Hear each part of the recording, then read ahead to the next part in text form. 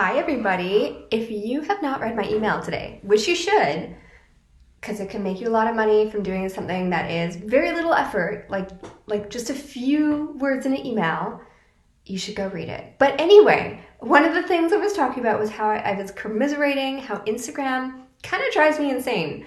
And the weird thing is I got a flood of people reaching out to me and being like, you know what? Instagram drives me nuts too.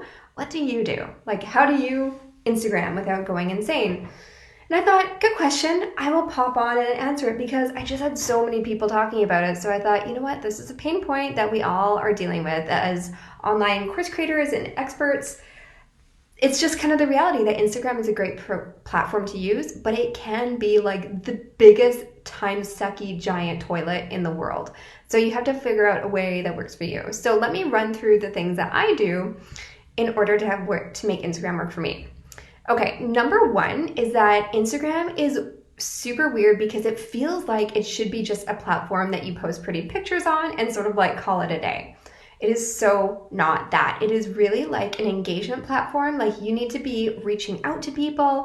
You need to be connecting with other people like in your same niche or like potential clients, customers in order to actually grow your account. You could post like the prettiest pictures in the world. They could be dolled up, photoshopped, whatever, but it wouldn't make a difference if nobody is seeing it. I mean, that's like the classic thing, right? Is like, if you're going to be doing it, you want people to see it and the right people to see it, not just like rando bots or whatever. So outreach is number one. This is actually how you grow your platform and make it profitable. So look under relevant hashtags and the hashtags that your ideal people would be using, not things that are like industry standard and you're just like only connecting with other people in your niche. Like you need to do that as well, but it also needs to be super important that you are connecting with your dream customers and clients because they're the ones that are obviously going to hire you. So use the hashtag research and go on, like read their posts, leave thoughtful comments, ask them a question. Like this is how you actually start building a relationship with people. And if you know me, it's always about the relationship. Like that is 100%. It's going to beat every single hack or tactic or whatever garbage is out there every day. Making real connection with people and making a friend is going to serve you so much in the long run compared to like, you know, building a funnel hack or whatever. So that's number one. Number two, let me bring up my notes. Okay, hashtags as well. So hashtags are super important because this is like your SEO. This is your Instagram SEO.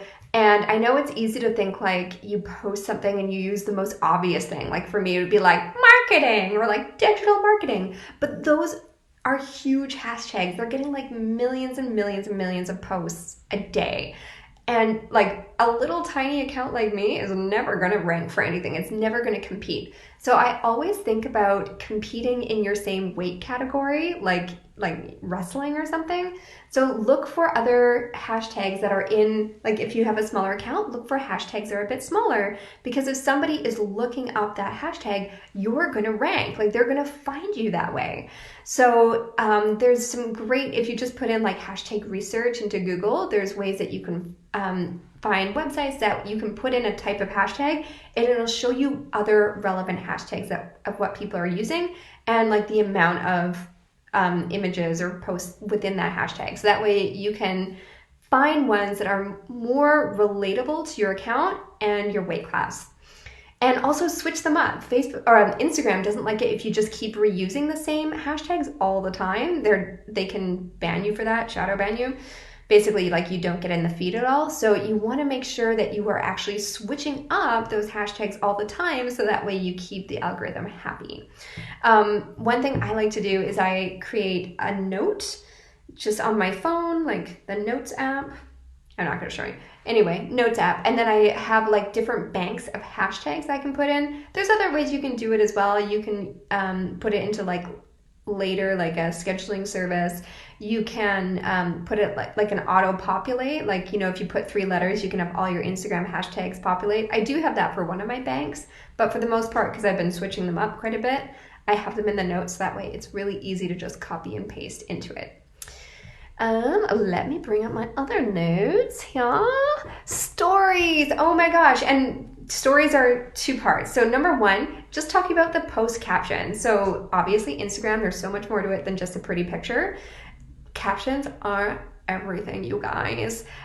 Telling stories that your people can relate to are so damn important. This is really critical. Stories do two powerful things. Number one, it helps them relate to you. Like, it feels like, oh my gosh, you're just like me. And when somebody can relate to you on that level, it's like you have this instant amazing connection. The other part of the story is you can show your life, which could be so aspirational in comparison to what theirs is. They're like, oh, I want to be like you. How do I be like you? I buy your program or work with you privately or whatever it is. So this is a great way in order to really engage people, because we're just built for stories. Like, Netflix is designed to just be a story machine. We can't help ourselves but fall in love and pay attention to story. Number two is you need to get your engagement up. So ask questions. Get people responding to you. This is how you actually get more people responding to your posts, which gives you more organic reach. So definitely asking questions is one of the absolute most important things you have to do. So that might be in the, like, if you have a text post, like a graphic, you could put in there. It can just be in the caption itself. It can be at the end of a story. Just put your questions in there, so that way you are getting people to actually engage with you, because questions open relationships. Relationships lead to opportunities. Opportunities can lead to sales. So this is the magic arc that we want to take people on. And also it makes Instagram a whole lot more fun, instead of just like, randomly barfing out a beautiful picture now and then. Let me check my last one. Okay, that actually is my fourth tip, is the question thing. So asking questions not just on your own profile, but asking questions when you go out and do your outreach. And a great way to do this is by using stories. So I love stories because they put you first and foremost in, when someone opens up Instagram, it puts you right there. So if you Insta story a few times a day, it keeps bumping you up to the top, which is great. So it feels like, oh my gosh, she's everywhere. But it doesn't have to take very long. It can just be like a quick hit. Like, you don't have to think about a caption too hard. It doesn't take very long. So stories are a great way to keep getting continuous exposure without a lot of effort. Another thing is, look who's watching your stories, because you can, if you open up a story, you can go down, see who's watched it.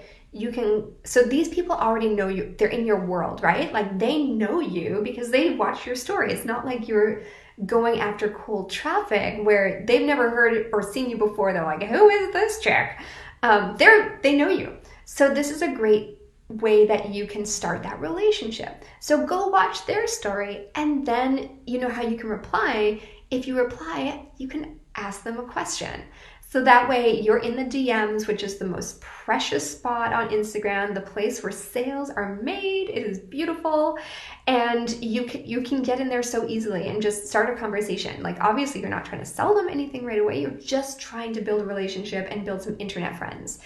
And that is how you should be using your time on Instagram organically.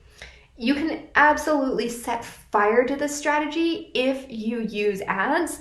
And it doesn't have to be a lot. It can be like a few dollars a day. The cool thing is that you can choose to retarget people who have interacted with your Instagram account, say within the last 5 to 10 days. So that way, if somebody new finds your account, you can send out a couple different posts, which are ads. So it feels like, oh, you're everywhere. And that way you can give value. If they saw a particular post, you can be like, here's a few other relevant posts. So that way you're actually showing up in a way that, you don't have to burn yourself out. You're not posting like 1 million times a day, or even if I just post a couple times a week, like at best.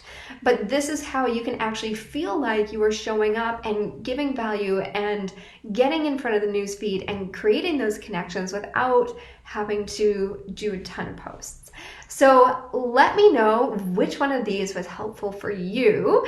I know that it seems like a lot of us, Instagram is kind of a pain point, so I'm right there with you. That's actually why for that whole outreach piece, I'm actually working with a business to do that, because that is a key piece to growth. So if you are struggling with Instagram, I know there's a lot of us, but I'd love to hear which one of these tips you think is most helpful and you are going to do. So have a good night, and I so look forward to seeing your comments.